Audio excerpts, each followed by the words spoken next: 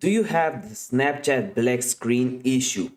It's an issue that can happen even in 2021, but in this video, I'll show you how to fix it, what you can do about it. So make sure you give this video a like, subscribe if you're new, and comment down below if you have any questions whatsoever. I'll try to reply to every single comment as fast as possible. So if you have the black screen issue and nothing that you click is working, I just screenshotted my phone and it's a photo.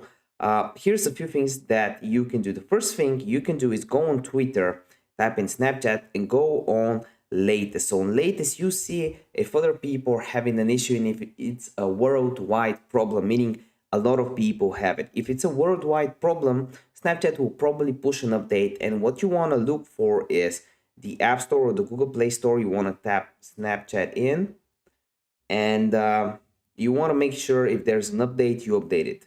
If there's no update, it will have the open function like it does for me right now. Another thing you can do is go on your settings, go on general, go on iPhone storage, and then go down to Snapchat, and you can offload the app. This will save some space and reset it kind of. And if that doesn't work, another thing you can do is just tweet at them. Make sure you do a tweet and explain the issue. If this video helped you out, give it a like. See you in the next video. Bye.